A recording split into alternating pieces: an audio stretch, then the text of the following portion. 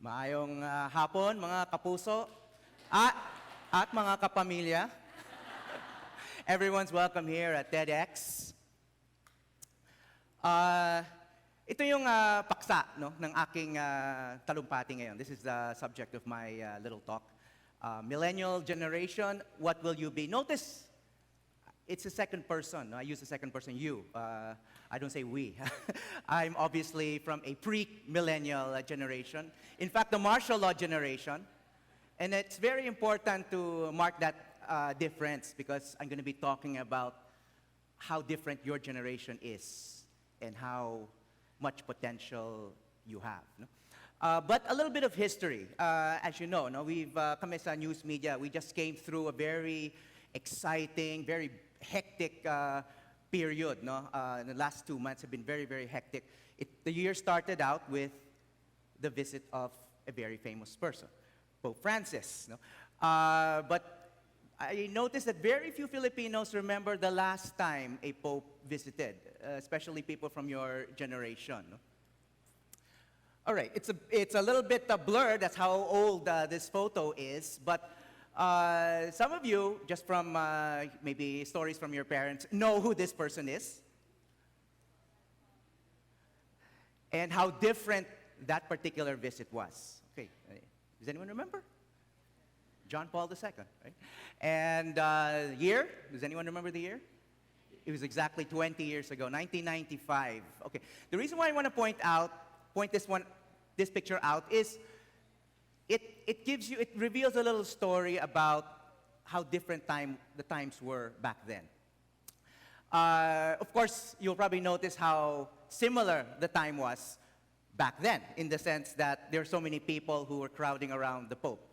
But you probably notice the big differences. No? Well, unang-una, Pope Francis, of course, was a lot more accessible.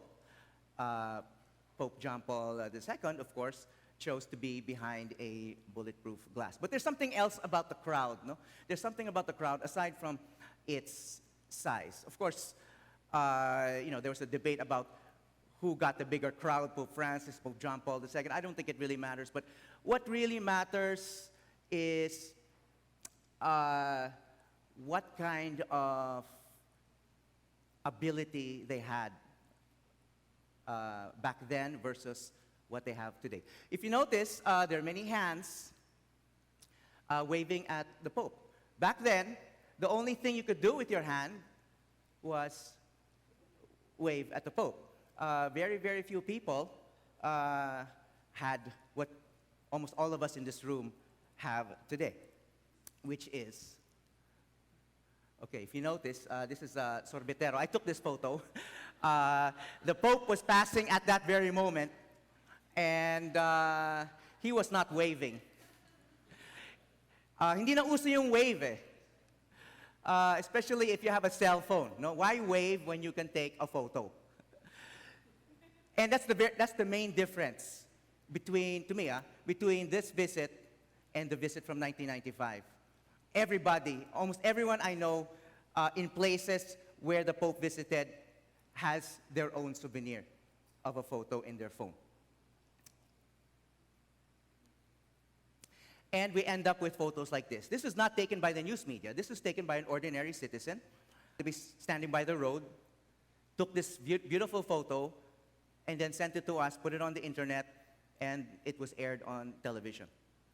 This is something that never happened before. Not in previous papal visits, 1995, and then previous to 1995, there's the 1970s. That never happened before. Now, millions and millions of photos of the Pope. And observing all this, I'm not a member of the millennial generation, but I am a keen observer of your generation. Your generation is our audience, and I also happen to hire a lot of you since I'm in that kind of position at our network. And after observing this generation for a number of years now, I've concluded that you are the most empowered generation in history. Okay? I'm not trying to flatter you. I'm just stating a fact. And it's not any achievement on your part. You just happen to be lucky. But I feel I'm luckier than you because whatever benefits and privileges you have, I also have, because I also have an iPhone. I also have a Twitter account. I also have Instagram. I'm also able to broadcast on my own YouTube channel. But at the same time, I know what it was like without all of those things. I know what it was like not even to have the freedom to criticize our government. So, coming from the martial law era, because I'm from the martial law generation. I came of age during martial law. And now I'm observing everything around me right now. I'm probably more appreciative than almost anybody else in this room of the kinds of privileges and empowerment that you guys have. Okay. A little bit of technology 101, okay? Just so you get a sense of the kind of good fortune that you have, just from the things that you have in your pocket. Very quickly, I'm looking at the front of the room. Who remembers the pager? Sorry, ma'am. Okay. Gumamit ka talaga? I mean, okay. For most, okay, I noticed that hardly anyone raised their hands, which is very understandable. Basically, the pager was texting before cell phones. And what you would do is you would dictate your message to an operator. You would call up on a landline. Does anyone remember what a landline is? Our first telephone at home was a party line. Does anyone remember what a party line? You had to share a telephone line with like 3 or 4 other households. You would have to call on a telephone a human operator and dictate your message, and that person would be encoding, would be listening to you closely while, I don't know, probably doing something else, considering the number of mistakes that are made, and then sending the message after they encode, transcribe.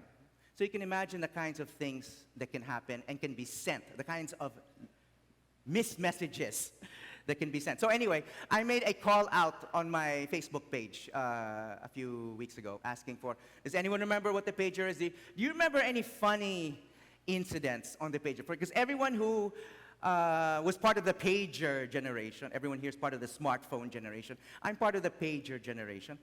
You all have your own experiences or anecdotes of some of the boo-boos that happened back then. Okay, this is an example of a pager, in case none of you remember what it looks like. Okay, so just a sample, okay. For example, the message, if you dictate a message to a very imperfect human operator, what are our plans tonight? For my friend became, what are our plans tonight? Okay? Okay, it can get much worse than this, okay? One message my friend sent to the human operator was, I really enjoyed it last night, wish you were here. Became, I really enjoyed it last night, wish you were her. Okay, okay. So, that's just one letter. It probably ruined the relationship, okay? But you were powerless. You know, the person who sent the message had a very, very good intentions, wanted to convey some thoughtfulness, etc. Instead, this is what was sent. Okay? This will not happen today. You cannot blame a human operator, a sleepy human operator, for anything like this. You can only blame yourself. Because you now have power over your own communications. You don't have to dial any number and dictate your message to anybody. You send your message directly to anybody in the world. I mean, my brother lives in the United States. I send text messages, Facebook messages. There's so many ways, Viber. I mean, sometimes it's hard to keep track of where I should reply. You know, email, Facebook, Instagram, Viber, Line, whatever. I mean, there's so many ways of communicating now. Back then, there was just a pager, and you had your landline, and that was it. Or you had snail mail, of course. You'd have to wait maybe a week before your message was received. Okay, but these days, you have the power to communicate to one person, or too many. Okay? Imagine, so who has a Twitter account here? Okay, okay, all right, that's about right, about half of the room. Okay, that's typical. And, you know, most people, they have a few hundred followers, okay?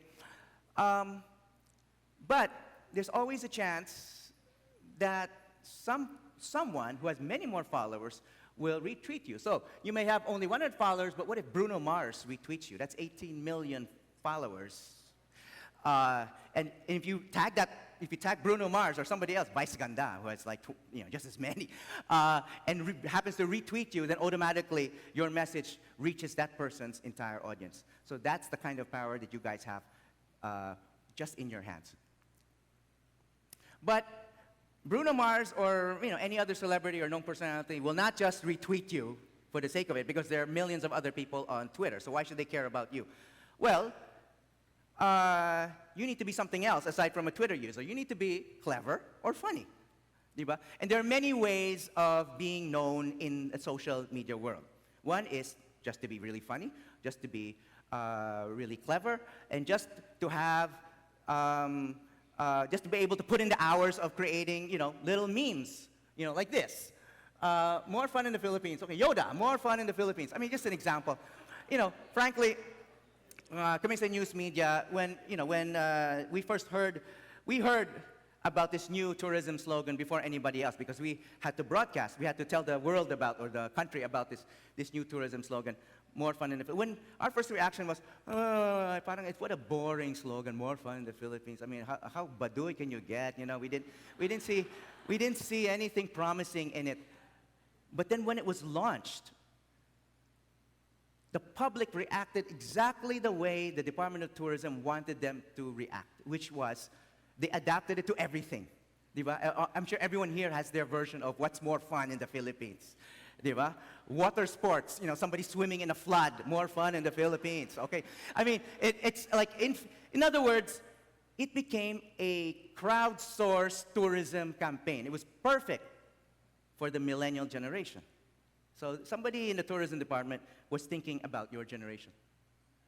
All right, again, a little bit of history. So there's a history of technology, which is partly the reason why you're empowered. But there's also a little bit of political history that I think you should know about, because that also explains why you are empowered. Okay.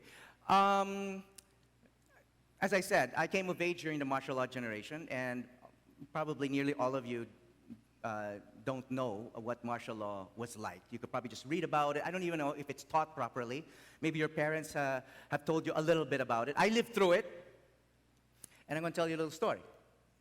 All right, 1985, I was a photographer. I took these series of photos. I used to take photos of rallies, protests, barricades, dispersals, etc. And one day, on Katipunan Avenue in Quezon City, I was shooting a student barricade that was blocking a Katipunan Avenue, which is a major thoroughfare.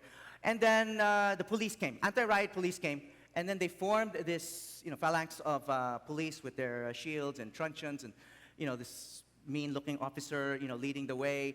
And, well, I had a telephoto lens. I wasn't really that near. Behind me was the student protesters who were barricading the street, which these policemen were about to charge, okay? So this is the moment that they started charging. As you notice, they're going straight at me. I'm in the middle between the police and the protesters. In one moment, I was already at the side. So they are charging very hard and very angrily at the... this used to be the uniforms of the martial law police. They were brown. Ngayon, the PNP is blue, diba? They used to be brown. It's called Metrocom or the Philippine Constabulary. This is 1985, remember? Okay. And then I took a series of photos. Actually, I took about 18 photos. I'm only going to show you 4. This is the very, very last photo that I took. All right. This woman here is a UP Diliman freshman, and she was being arrested by this guy. And this man is an undercover policeman who was mixing in with the crowd. And he saw me taking photos, and at that time, there were students disappearing, and I wanted to shoot some of the students who were being arrested just to make sure that I documented them before they disappeared, if they were to disappear. And, of course, this man didn't like what I was doing because I also documented him arresting this person who could be disappearing, okay? So this is an undercover policeman. As soon as he saw what I was shooting, this whole scene, he turns around and arrests me. So I was arrested, and I ended up spending a couple of weeks in a military prison, including 5 days in solitary confinement. This is in January to February 1985. And my fault was, my offense was I was taking photos of a student protest that was being violently dispersed. That's all. That's all. So I eventually got out because, my father happened to know people in the government, et cetera, et cetera. I got out after a couple of weeks. I even got my camera back. Of course, my camera was confiscated. And of course, back then, 1985, I still used film. Does anyone use film in this room? Nobody even knows what film is in this room. I still used film. The police tried to expose the film. They couldn't open my camera. And my lawyers eventually got back my camera, and I was able to get it developed. Now I have evidence that all I was taking was photographs because I was charged with being the leader of the entire protest. So luckily, I still had my photos to prove that, hey, look, I was not, how could I be leading? I was taking photos. But of course, the leaders, the real leaders, were the first ones to start running away.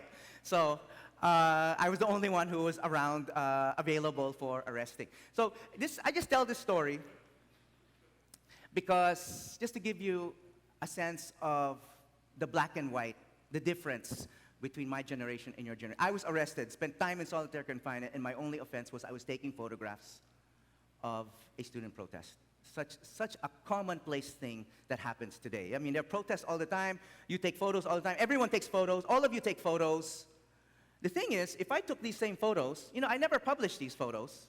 They just stayed in my photo album. I just show them in presentations like this. I never published these photos. But if I took these photos, like, around now, these days, like, just imagine, in 5 seconds, they would be on Twitter. They would be on my Instagram account. They would be traveling all over the world and then being, shared by my friends, et cetera, et cetera. And then I wouldn't have to prove that I was taking photographs because the evidence would be out there. But of course, I didn't have that kind of luxury back in 1985. All right, so fast forward 2 revolutions later. So why do I say 2 revolutions? The first revolution is the political revolution. 1986, February 1986, Marcos was evicted, was sent away, and then democracy was restored. That's the first revolution. So we have freedom of the press, we got freedom of assembly, et cetera, et cetera. The second revolution is the technology revolution, okay, which enables this, okay? This is very recent. This is the million-person march of a couple of years ago, which was mobilized through just a simple Facebook status update, okay? It wasn't organized by any political organization. It wasn't organized by any political leader. It was started on Facebook. It was shared. People said, hey, I want to join this.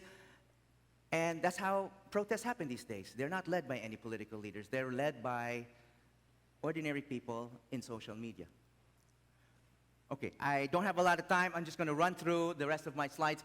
Just another very recent example of empowerment of a typical millennial. I don't know if you recall this. This was aired on our station, on many other TV stations. This is the famous Hulidap incident on EDSA, which would have been unnoticed except for a young 20-something woman with a smartphone happened to be right behind it and took a few photographs of this incident and immediately tweeted it.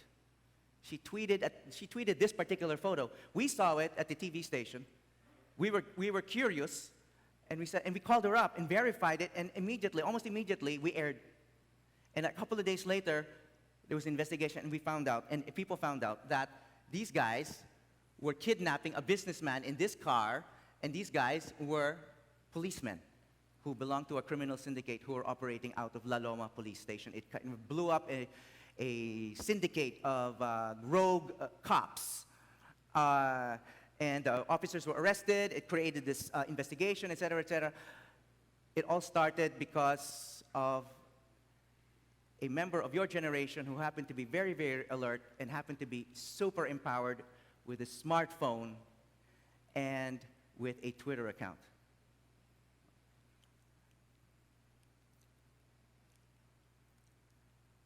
Okay. So the challenge is, what will you do with your power? Okay? These are the things you can do. Okay? You couldn't do these before. Create, collaborate, share, mobilize. You couldn't do these as easily as before. Now it's so easy to do all of these. There are apps to do all of these things. But this is also what you can do. Okay?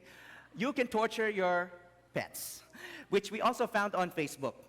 And we aired it on television. And the millennial, the millennial who did this to his puppy and posted it on Facebook is now facing charges from the Philippine Animal Welfare Society. Okay, so with your power, you can be helpful to society, or you can torture puppies. So the balance of power is shifting. More and more of your free time is shifting away from TV and towards the internet. It's kind of obvious. So I guess the question is, will you just be the selfie generation? Because the millennial generation is known as the me generation, the selfie generation, the self-centered generation. All you think about is yourself. But I like to think there are two faces of the millennial generation. There's the selfie generation, and then there's the potential to be the greatest generation. Because with all this power, you have the potential to be truly great. You can do almost anything you want. And there's one final example, if you will bear with me. My friend, Jay Haboneta, is around your age. He must be below 30. He saw this on television. School kids, little school kids who have to wade in deep water just to go to school every single day. He saw this on TV. And then he posted on Facebook. Wow, kids swim 2 kilometers to school. So they're wading or they're swimming. Okay, so ordinary observation on Facebook. But his friend replied, well, what are you going to do about it? Okay, you saw this. What are you going to do? So my friend thinks, okay, well, I'm gonna, and a lot of other people reacted on Facebook, and he thought, hey, there is just enough interest in doing something about this. I'm gonna form a foundation, the Yellow Boat of Hope Foundation. He had some friends who had friends in corporations, etc., raised some money. He was very good at organizing and management and mobilization. He used social media, Facebook, Twitter, etc., etc. And now, 2 years later, that same community, that same group of school kids now have vote. Okay? And now this is not accomplished by some business person or CEO. I mean, it's just somebody like you who just had a heart and a Facebook account and some business acumen, some professional acumen. Okay? So, to me, that's what you should do. Okay? Just don't be the selfie generation. Serve your community, serve your country, serve the people. Change the world for the better.